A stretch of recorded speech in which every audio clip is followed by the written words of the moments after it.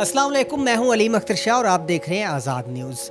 बाल इंसानी शख्सियत का सबसे नुमायाँ पहलू होते हैं और बाल ही आपकी शख्सियत को चार चांद लगाते हैं। मगर मसला उस वक्त शुरू होता है जब आपके बाल गिरना शुरू होते हैं और आखिरकार इस स्टेज पर पहुंच जाते हैं कि आप मुकम्मल तौर पर गंजेपन का शिकार हो जाते हैं।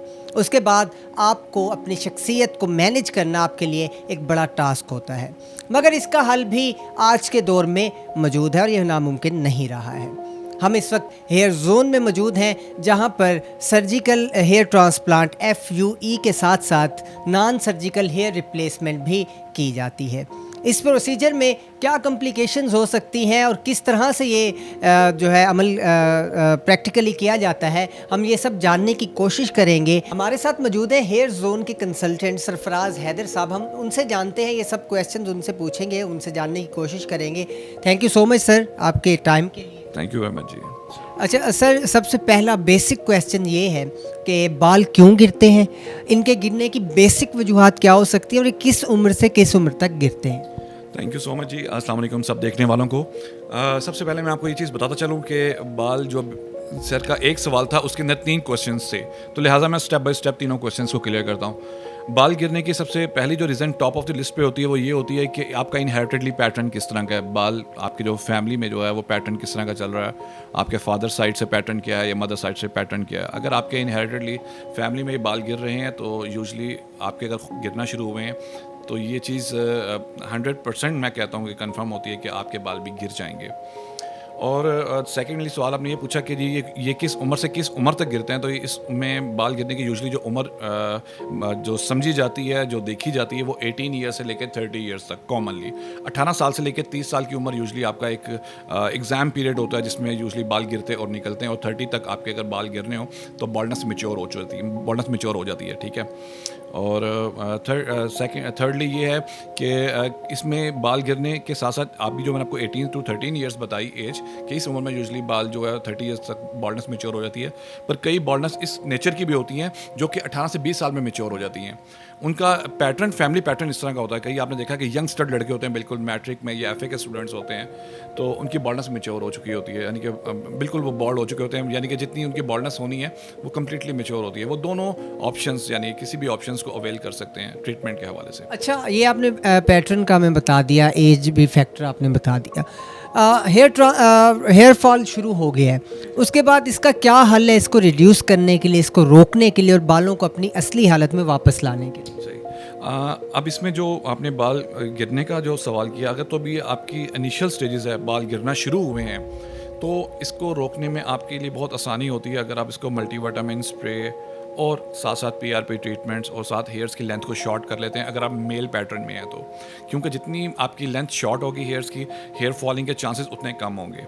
और सेकेंडली जो मैंने भी आपको ऑप्शंस बताई, मल्टीविटामिन और स्प्रे वगैरह और PRP ट्रीटमेंट्स, ये उन पर्सनस के लिए या उन क्लाइंट्स के लिए होती है जिनके अभी बाल गिरना नेचुरली शुरू हुए हैं और उनको इनहेरिटेडली ये प्रॉब्लम नहीं है। अगर आपको इनहेरिटेडली ये प्रॉब्लम है तो आप अगर ये चीज़ें यूज़ करते हैं तो उससे आप अपने बॉल्डनेस पीरियड को एक्सटेंड कर सकते हैं, ना कि उसको मुकम्मल तौर पे ख़त्म कर लें। अगर सोल्यूशन की बात करते हैं हम लोग यहाँ पे, तो सोल्यूशन हमारे पास 2 हैं। नंबर 1 एक सोल्यूशन ये है जो कि एडवांस FUE हेयर ट्रांसप्लांट है, जो कि नेचुरली जिसमें आपके अपने बाल ही निकाल के आपको लगाए जाते हैं, जिस तरह नेचुरली एक ग्रोथ फॉर्म होती है जो कि आपको पता भी है। और सेकंड ऑप्शन एक नॉन सर्जिकल हेयर रिप्लेसमेंट होती है, जिसे आप लोग आर्टिफिशियल हेयर्स भी बोलते हैं और हेयर रिप्लेसमेंट भी बोलते हैं। अब यहाँ पे सवाल ये पैदा होता है कि आया कि आपका बॉल्डनेस पैटर्न क्या है, आपको कौन सी चीज़ नॉन सर्जिकल या सर्जिकल में से कौन सी ऐसी चीज़ जो आपको सूट कर रही है। इसको आसान लफ्ज़ों में कहेंगे कि फेयर एडवाइस, कि आपको फेयर एडवाइस कहाँ से मिल रही है। ऐसा कई दफ़ा ऐसा होता है कि मेरे पास यहाँ पे एक क्लाइंट बैठता है जिसकी बॉल्डनेस पैटर्न जो है काफ़ी वसी है या ज़्यादा है, और वो एक्सपेक्टेशंस रख रहा है कि मेरा टोटली बॉल्ड एरिया जो है वो कवर हो जाए थ्रू हेयर ट्रांसप्लांट, और वो नेचुरली थिकनेस भी है। तो ऐसा कुछ नहीं है। हेयर ट्रांसप्लांट के अंदर इतनी डेंसिटी नहीं हम दे सकते जो कि डेंसिटी कुदरत की तरफ से मिलती है, ठीक है। एक लिमिटेड स्पेसिफिक एरिया को कवर करने के लिए हेयर ट्रांसप्लांट बहुत अच्छा है, पर एक्सपेक्टेशंस कम रख के, क्योंकि जितनी कम एक्सपेक्टेशंस रख के आप हेयर ट्रांसप्लांट करवाएंगे, आफ्टर रिजल्ट्स आप उतने ही सेटिस्फाइड रहेंगे। और सच जो आपको आगे से कंसल्ट करे, मैं ये समझता हूँ उसको फेयर एडवाइस और आपको सच और सही तरीके से बताना चाहिए कि आपको क्या चीज़ सूट करती है। दूसरी ऑप्शन, या अगर आपकी बॉल्डनेस ज़्यादा है और आप उसको इमीडिएटली एक डिफरेंट लुक में आना चाह रहे हैं या उसको आप कवर करना चाह रहे हैं, तो वो आपके पास नॉन सर्जिकल हेयर रिप्लेसमेंट होती है, जिसको आप आसान लफ्ज़ों में आर्टिफिशियल हेयर्स भी बोलते हैं। क्योंकि नॉन सर्जिकल हेयर रिप्लेसमेंट वाहिद एक ऐसा ट्रीटमेंट है जिसको कि हम लोग इमिजिएटली आप एक डिफरेंट लुक में ले आते हैं, जो आपकी एज के हिसाब से या जो आपको सूट कर रही होती है पर्सनालिटी, जो स्टाइल आप चूज़ करते हैं, हम उस स्टाइल पे कन्वर्ट कर देते हैं आपको विद इन अ 1 आवर। अच्छा, ये तो हो गया प्रोसीजर। इसके बाद लेटर से कि एग्जामिन होता है कि आपको एफयूई सर्जरी की ज़रूरत है, ये किस हद तक कामयाब है? क्योंकि पब्लिक में बड़ा एक वो तजस्सुस पाया जाता है, कुछ लोग कहते हैं कि ये कामयाब नहीं है ज़्यादा, तो ये किस हद तक कामयाब है और इसमें कोई रिस्क है, कोई इस तरह के मामलात हैं? देखिए, फ़र्स्ट ऑफ़ ऑल मैंने भी आपको इन सवालों से पहले मैंने जो एक जवाब दिया आपको कि हेयर ट्रांसप्लांट बड़े पैटर्न के लिए नहीं बनी या काफ़ी बॉल्ड एरिया के लिए नहीं बनी। तो यहाँ पे यही चीज़ है कि हेयर ट्रांसप्लांट के लिए ये सबसे पहले ये चीज़ देखी जाती है, क्या है कि जो आपका डोनर एरिया है, जिस जगह से आपको हेयर्स निकाल के बॉल्ड एरिया में शिफ्ट करने हैं, वो डोनर जिसे हम लोग अपनी ज़बान में बोलते हैं कि आपका डोनर एरिया कितना अच्छा है। फॉर एग्ज़ाम्पल, अगर आपका डोनर एरिया इतना अच्छा नहीं है या आपके पास इतनी अच्छी कैपेसिटी नहीं है, तो आपको हेयर ट्रांसप्लांट रिकमेंड नहीं करने चाहिए।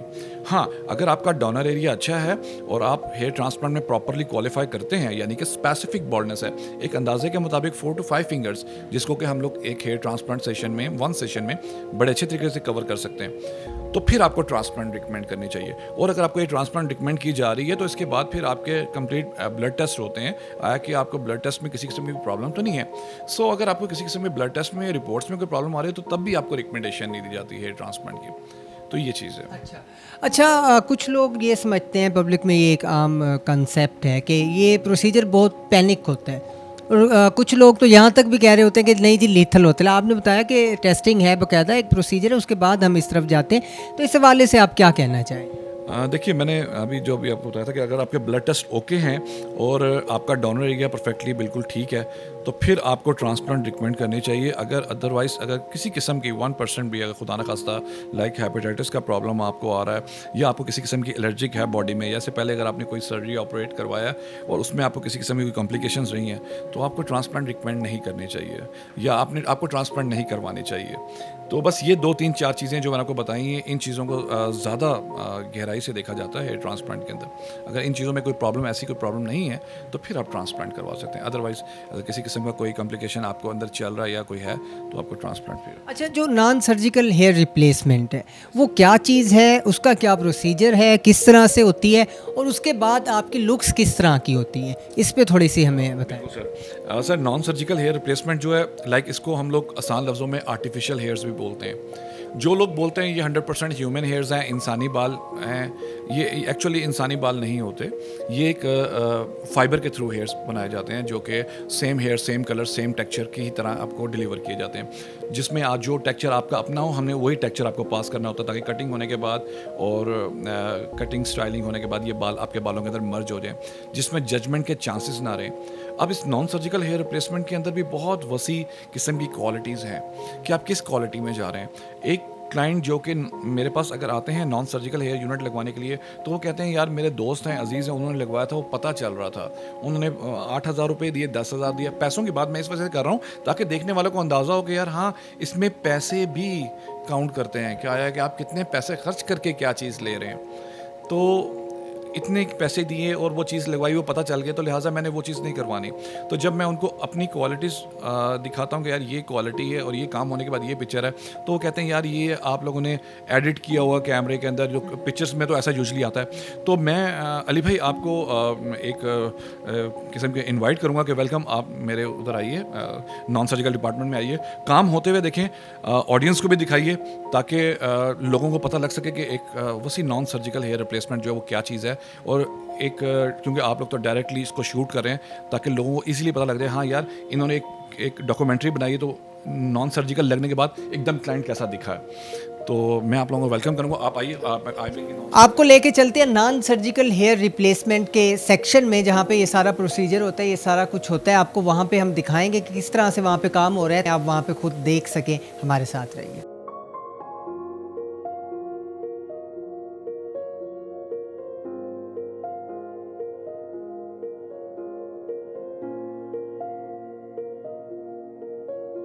नॉन सर्जिकल हेयर रिप्लेसमेंट के सेक्शन में हम इस वक्त मौजूद हैं। यहाँ पर हम देखेंगे कि किस तरह से ये प्रोसीजर होता है और सरफराज भाई ने जो हमें डिटेल्स बताई वो प्रैक्टिकली यहाँ पे हमें स्कैल्प पे समझाएंगे कि किस तरह से ये सारा प्रोसीजर होता है। ओवर टू सरफराज भाई। जी अस्सलाम वालेकुम। जी अली भाई, अब हम लोग नॉन सर्जिकल सेक्शन में आ चुके हैं। ठीक है, जैसा कि मैंने आपको बताया था, ये हमारे नॉन सर्जिकल के क्लाइंट हैं जुनैद भट्ट साहब, जो कि ऑलरेडी 6 to 7 ईयर से हमारे क्लाइंट हैं। ठीक है, और क्लाइंट कम है, दोस्त ज़्यादा हैं, तो लिहाजा जैसा कि आज आप लोगों ने एक वीडियो शूट भी करनी थी, तो मैंने इनकी अवेलेबिलिटी को होते हुए मैंने कहा चलें इनको साथ लेते हैं। सो अब ये देखें, अभी इनका हेयर यूनिट उतारा गया है। ठीक है, अब हेयर यूनिट उतारने के बाद भी स्कैल्प इस कंडीशन में, यानी कि फ्रेश है, नीट है, किसी किस्म की कोई डैंड्रफ या किसी किस्म की कोई लेयर्स नहीं है। इसका सबसे पहला तो एक मतलब ये है जो मैं हाईलाइट करूँगा, वो ये है कि हवा पानी क्रॉस हो रहा है। अगर इसमें हवा पानी क्रॉस ना होता तो स्कैल्प इतनी नीट ना होती, नंबर 1। ठीक है, जो कि लोगों का क्वेश्चन होता है जी हवा क्रॉस होती है, पानी क्रॉस होता है। तो ये जो हेयर यूनिट मेक किया गया है, ये पोरस एंड परमेबल की मेम्ब्रेन पे होता है। इसमें दो सबसे पहले जो रिक्वायरमेंट्स रखी जाती हैं वो ये, हम एशियन और मुस्लिम की, कि हम एशियंस की यहाँ पे जो गर्मी होती है इस कदर होती है कि अगर इसमें से हवा पानी क्रॉस ना तो स्किन ख़राब हो जाए, तो लिहाजा एक चीज़ ठीक करके एक चीज़ ख़राब नहीं करनी। सेकेंड वन कि हमारा गुस्ल वज़ू के लिए हमें पानी चारों तरफ से पास होना चाहिए, तो दूसरा कंसर्न ये पूरा हो गया। थिर्डली, अब मैंने जैसा आपको बताया कि अभी हेयर यूनिट उतरा है और हेयर यूनिट उतारने के बाद ये बॉल्डनेस पैटर्न है। आपने अंदर मुझसे एक सवाल पूछा था कि जी ट्रांसप्लांट में किस किस्म के लोग क्वालिफाई करते हैं या किस किस्म के लोगों के लिए है, तो मैंने आपको बताया था कि स्पेसिफिक एरिया के लिए। यहाँ पे मैं आपको प्रैक्टिकल बताना चाहूँगा। अब जैसे इनका बॉल्डनेस पैटर्न ये है, बॉल्डनेस पैटर्न लाइक 8 इंच इनकी लेंथ में है, 6 इंच इनकी चौड़ाई में, ये बॉल्डनेस पैटर्न है। अब इतने बड़े बॉल्डनेस पैटर्न को हम लोग थ्रू हेयर ट्रांसप्लांट कवर नहीं कर सकते। अकॉर्डिंग द डोनर एरिया, जिस तरह का भी इनका डोनर एरिया है, वो कैपेसिटी इतनी भी नहीं दे रहा कि मैं 4 फिंगर्स को अच्छे तरीके से पूरा कर लूँ। ठीक है, रिकवर कर जाऊँ। लिहाजा जब ये मेरे पास आए थे बिफोर 6 ईयर्स, तो इनके ये क्वेश्चंस थे आया कि मैं ट्रांसप्लांट से इसको रिकवर करवा लूँ। क्यों जुनैद साहब, याद है मैंने आपको यही मशवरा दिया था, अगर आप हेयर ट्रांसप्लांट करवाते हैं तो हेयर ट्रांसप्लांट के थ्रू सिर्फ ये है कि हम लोग फ्रंट पे थोड़ा सा हेयर्स अच्छे बेहतर कर सकते हैं। फिर अब वही बात आ गई, बेहतर हम बहुत बेहतर कर सकते हैं, पर मैंने एक्सपेक्टेशंस कम देने का वर्ड यूज़ किया कि थोड़े थोड़े बेहतर कर सकते हैं। जितनी मैं कम एक्सपेक्टेशंस दूंगा, आफ्टर रिजल्ट्स क्लाइंट उतना ही सेटिस्फाइड होगा। आज ये 6 ईयर्स कंप्लीट होने के बाद भी मेरे सामने बैठे हुए हैं, इसका मतलब यही है कि ही इज़ सेटिस्फाइड। ठीक है जी। अब इनका जो 8-6 का जो साइज़, यानी कि 8 इंच लेंथ और 6 इंच जो चौड़ाई है, इसको हमने नॉन सर्जिकल हेयर रिप्लेसमेंट के थ्रू जो कवर किया है, वो इस वजह से क्योंकि फ़र्स्ट ऑफ़ ऑल इनकी डिमांड एक ये थी कि मुझे एक नेचुरल लुक चाहिए, मुझे फुल डेंसिटी चाहिए, जो मेरी लुक पहले थी मेरी एज के हिसाब से वो चीज़ मुझे नज़र आनी चाहिए। तो इनको हमने सेम वैसे ही दी है। इंशाल्लाह ताला बड़ी बात तो नहीं, पर ये काम होने के बाद आप ख़ुद देखोगे हाँ आप आया कि क्या डिफरेंस फील हो रहा है। आज आप लोगों को तोफ़ैल, आप लोग लाइव वीडियो बना रहे हैं या लाइव इसको देख रहे हैं ताकि लोगों तक ये मैसेज कन्वे हो कि एक अच्छे काम में और हल्के काम में क्या फ़र्क होता है, या एक अच्छी क्वालिटी में या थोड़ी हल्की क्वालिटी, उसमें क्या फ़र्क होता है। जैसा कि मैंने आपको अंदर भी बताया, कुछ लोग कहते हैं जी इतने का यूनिट लगा और नज़र आ रहा था, ये चीज़ ठीक रही, ये चीज़ ठीक नहीं रही। अब बालों का कलर टेक्सचर तक आपने एक एक चीज़ आप लोगों ने ख़ुद एग्जामिन करनी है और मुझे लाइवली बताना है हाँ यार क्या डिफरेंस है, क्या डिफरेंस नहीं है। ठीक है, और ये खुद जुनैद साहब तो बैठे हुए हैं। अब जैसे यूनिट 1 महीने के बाद जब आप सर्विस करवाने के लिए आते हैं, उसकी जो पुराने क्लाइंट है, नए क्लाइंट, अगर नए क्लाइंट होते तो मुझे सारी चीज़ें क्लाइंट को भी गाइड करनी पड़ती, क्लाइंट खुद परेशान ना होता। इस वजह से मैं आपको बताया जब ये भी 1 महीने के बाद और उसकी सर्विस होती है नॉन सर्जिकल की, इसमें जो इनके वीक हेयर्स हैं इसको हम लोग शेव आउट करेंगे, नीट किया जाएगा, हेड वॉश किया जाएगा, उसके बाद हम लोग दोबारा फिर इसको फ्रेश करके अटैच करते हैं, जो कि 1 मंथ के बाद आपको सर्विस की ज़रूरत पड़ती है हेयर यूनिट लगाने के बाद। जैसे आप एक अपने बालों की कटिंग के लिए या सर्विस के लिए किसी पार्लर पे जाते हैं। ठीक है, अब लिहाजा मैं अपने हेयर ड्रेसर को रिकमेंड करूँगा, वो आएंगे और अपना काम शुरू करेंगे। ठीक है जी।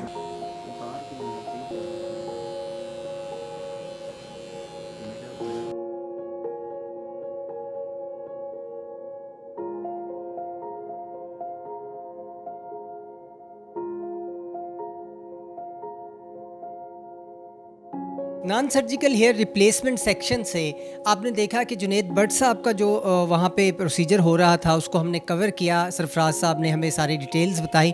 इस वक्त जुनैद साहब हमारे साथ मौजूद हैं। हम जुनैद साहब से पूछेंगे सर कब से हेयर जोन के साथ आप एफिलिएटेड हैं और आपका कैसा एक्सपीरियंस रहा है यहाँ पर?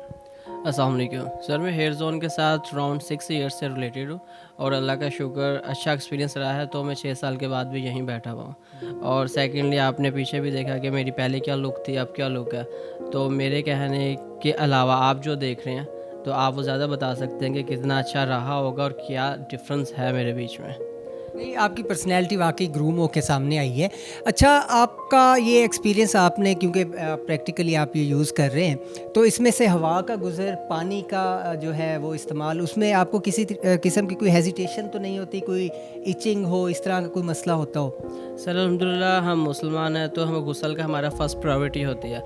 तो इसमें अल्लाह का शुक्र गुसल होता है, वाटर क्रॉसिंग होती है। वाटर क्रॉसिंग होती है इसका मतलब एयर क्रॉसिंग भी होती है। आपको ठंडा गर्म, आप बाइक पे जा रहे हैं, एक्सरसाइज कर रहे हैं, gym, swimming, each and everything you can do whatever you want to do in this.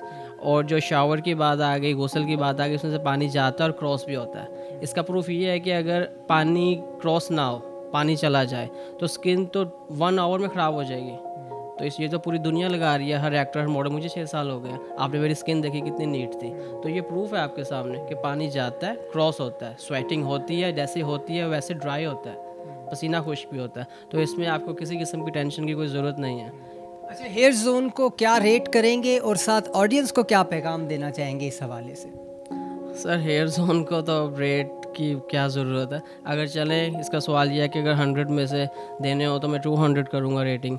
Cause के बालों से ही इंसान की ग्रूमिंग और पर्सनैलिटी होती है। कॉन्फिडेंस लेवल लूज़ हो जाता है। आप जितनी मर्ज़ी अच्छी ड्रेसिंग करें, गुची और मानी पहन लें, और आपकी पर्सनैलिटी नहीं है तो फ़ायदा। ये 2021 है, आई मीन हेयर जोन इतनी कैपेबिलिटी रखता है कि आपकी लुक्स, आपकी हर चीज़ चेंज कर दे। अब कौन कह सकता है ये मेरे नेचुरल नहीं है। Quality wise 200% best, service wise आपने देखी है 200% बेस्ट, प्राइस वाइज जो कि मेजर चीज़ है बेस्ट। इससे अच्छा पाकिस्तान में मैं कह सकता हूँ कि कोई नहीं दे सकता आपको। बेसिकली क्वालिटी, प्राइस 2 चीज़ें होती हैं, एंड सर्विस 3 यहाँ पे आपको बिल्कुल मिलेंगी। इवन कि 24 आवर्स में कभी मुझे स्टार्टिंग में मुझे ज़्यादा कोई प्रॉब्लम होती थी। वैसे क्या प्रॉब्लम होने के फर्दर कुछ पूछना चाहूँ या क्या, तो मैं जब मर्ज़ी फ़ोन करता था, बहुत अच्छे से उठाते थे, सारे आंसर देते थे। ये नहीं कि मैं चला गया तो चला गया, दैट्स इट, नहीं। इसी वजह से मैं यहाँ पे बैठा हूँ। इनकी पर्सनैलिटी में क्या ग्रूम आया, किस तरह के फिज़िकली आपने देखा, सब कुछ महसूस किया, और इनका इनर सेटिस्फेक्शन लेवल क्या है वो भी आपने सारा जाना और सुना। तो इसके बाद हेयर जोन पे शायद इस तरह कोई सवाल बाकी नहीं रहता। सरफराज हैदर साहब हमारे साथ मौजूद हैं, हम उनसे जानेंगे कि लोग अगर आपको अप्रोच करना चाहते हैं, यहाँ पर आना चाहते हैं, आपकी सर्विसेज लेना चाहते हैं, तो उसका क्या प्रोसीजर है, उसका क्या तरीक़ाकार है, थोड़ा सा उससे गाइड कर दीजिए। थैंक यू अली भाई। जैसा कि मैंने आपको बताया था कि जो लोग आना चाहें वो स्क्रीन के ऊपर नंबर्स वगैरह और एड्रेस सारा मेंशन होगा, आप उधर से स्क्रीन से नंबर ले सकते हैं। और इसके अलावा जब आपने आना तो प्लीज़ अपॉइंटमेंट लेके आइए, कॉल करके टाइम लेके आएंगे, तो वो आपके लिए भी आसानी होगी कि आपको वेट नहीं करना पड़ेगा, और हमारे लिए भी आसानी होगी कि आपको अपॉइंटमेंट दी होगी और आपको आसानी के साथ मिल सके। और सेकेंडली बताता चलूँ कि इसमें जो हेयर कंसल्टेशन जो होती है ये कम्प्लीटली फ्री है, ऐसा कोई चार्जेस नहीं चार्ज करता है। ठीक है सर। हमने वो तमाम सवालात जानने की कोशिश की जो हमारे जहन में थे, जो ऑडियंस के जहन में थे, और इस तरह हमने प्रैक्टिकली भी हेयर जोन के हेयर ट्रांसप्लांट सेक्शन का और हेयर रिप्लेसमेंट सेक्शन का विज़िट किया। वहाँ पे हमने प्रोसीजर देखा, सरफराज साहब ने हमें डिटेल्स बताई। उसके बाद हमने उन क्लाइंट से भी बात की कि वो उनकी इनर सेटिस्फेक्शन का लेवल क्या है, वो सब आपने देखा। हेयर जोन एक बाएतमाद इदारा है जो टेस्टिंग के बाद ऑनेस्टली आपको बताता है कि आपको कितना एरिया आपका कवर हो सकता है, हो भी सकता है कि नहीं हो सकता, आपको ट्रांसप्लांट FUE ज़्यादा सूट करेगा या फिर हेयर रिप्लेसमेंट आपको ज़्यादा सूट करेगी। ये तमाम मामलात आपको बताए जाते हैं। और उन्होंने कहा कि हमारी जो कंसल्टेंसी है, आप आते हैं यहाँ पे विज़िट करते हैं, आपको हम जो मशवरा देते हैं वो फ्री ऑफ कास्ट होता है, उसका कोई चार्ज भी नहीं किया जाता आपसे। तो इस तरह के ये तमाम मामलात होते हैं। तो मेरे ख़्याल में हमारा ये पैकेज आपकी इंफॉर्मेशन के लिए इनफ होगा। आपके जो सवालात थे आपके जहन में, वो तमाम सवालात का आपको जवाब मिला होगा। इस तरह की मज़ीद वीडियोज़ के लिए देखते रहिए आज़ाद न्यूज़।